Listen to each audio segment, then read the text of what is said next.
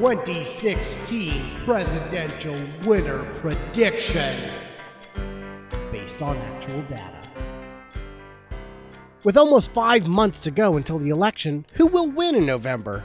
Well, let's start with the data, and then we'll move on to the variables. Looking at a single poll isn't always helpful, so I look at polls of polls and polls of polls of polls analyzed by people who've been doing this a long time, people who know what they're doing. You know, these aren't people who make certain predictions, but they do speak in terms of probabilities. 270 to Win is a great site. They let you make your own prediction, tweak your own map, but they also bring in experts to actually analyze the polling and make predictions from there. One analyst gives Clinton a lead out of the gate of 16 electoral votes. Now that almost looks like an even match, but really it isn't. Others are a bit more one-sided, giving Clinton anywhere from 249 to 253 electoral votes out of the 270 needed to win. So that would mean she's just one swing state shy of the majority. Cook Political Report says she's already got the election won, and by a substantial margin. When you look at the mix of all the pundits together, it gives an even starker picture. The consensus is Clinton is already at 253 to Donald's 191, meaning if Clinton wins Florida or Ohio, it's over, she wins. If she loses both of those, but picks up any 2 or 3 of the other 5 states, it's over, she wins. Of the 7 states too close to call, Donald could win 6 of them and still lose. But Trump is doing great in the polls! Well, not exactly. He led in a couple polls conducted a month ago, but never since then, and his numbers are actually getting worse.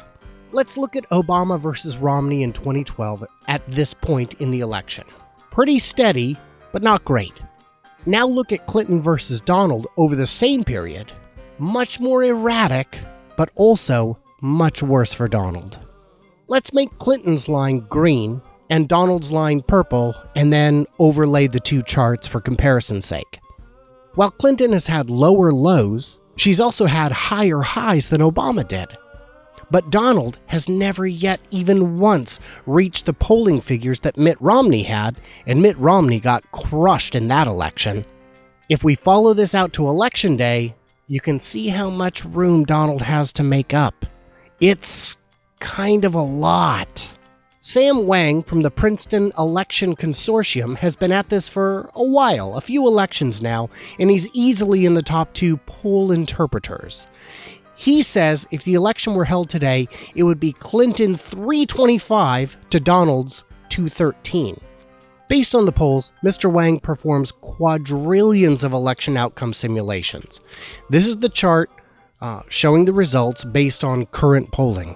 The blue represents how many electoral votes Clinton would win today, and the green at the very fringes represents a 5% possibility. So that does give Donald a chance to win, but the odds are very, very slim, like impossibly slim based on today's polling. But people hate her! Some people, sure.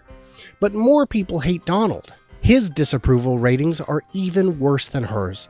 So hate isn't going to tip the election for the Republicans, at least not in their favor.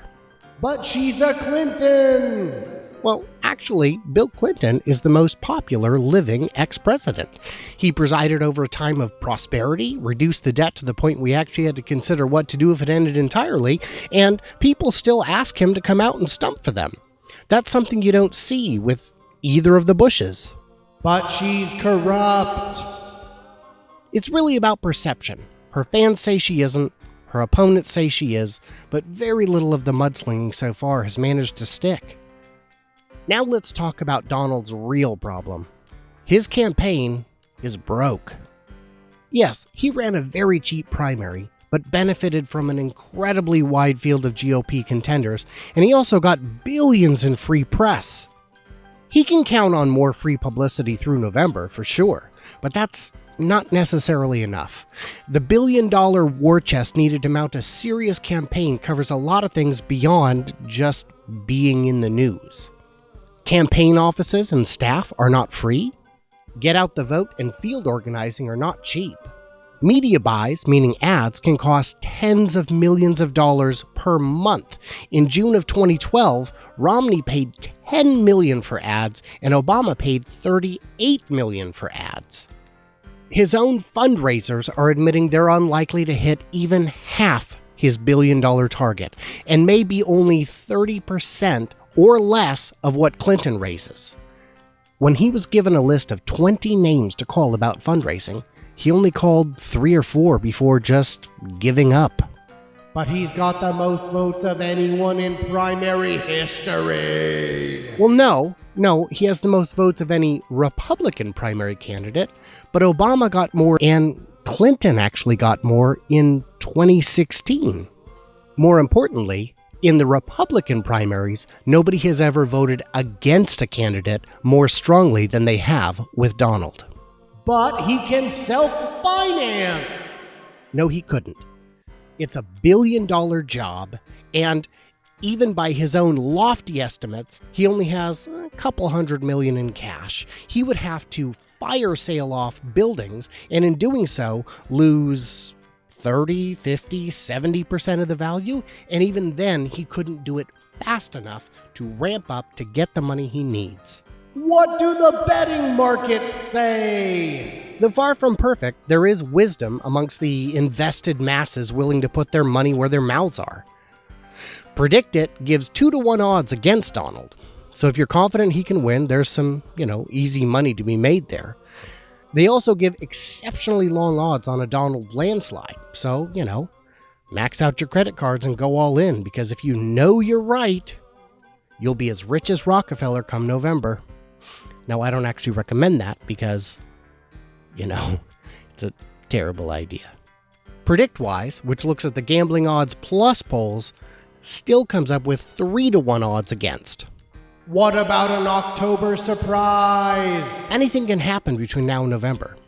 Though seemingly ever less likely, Clinton could be indicted. One or both candidates could die. Some new scandal could break to change everything. Or in McCain's case, he could get hawkish on defense and then the economy collapses. I don't know. Anything could happen. But more likely nothing will. So let's address the scandal front. Clinton has been vetted inside out. She's been running for president for 10 years. Her scandals are known. Donald's, on the other hand, are not. Every former business partner, every former renter, girlfriend, investor, you name it, may come out of the woodwork. And considering the media would pay them, $1 million for their story if they have proof of it, it's a big, big carrot to his detractors. The odds of a new Clinton scandal are nearly zero, and the ones thus far haven't been terribly effective outside the bubble. The email story, the Benghazi, those just don't work on liberals or independents. But Donald's are a big question mark, and he's got a lot more potential to lose on the scandal front. How accurate are today's polls? Well, historically, pretty accurate. There is wiggle room, but only on the margins. Sam Wang doesn't like to predict the future, but he still kind of does. So this chart shows likely outcomes from today, and you can see that, though there's a chance Donald will win, there's an overwhelming probability that he won't. So you see the yellow bars in the middle, that's 68% likelihood. The wider ones, if you're going by the wider ones, there's a chance Hillary will get every single state. In conclusion. So there you go. It's anybody's guess who will win, but an educated guess says Donald will come out the loser. I'll cover this again as we close in on the election, but for now, the smart money's on Clinton.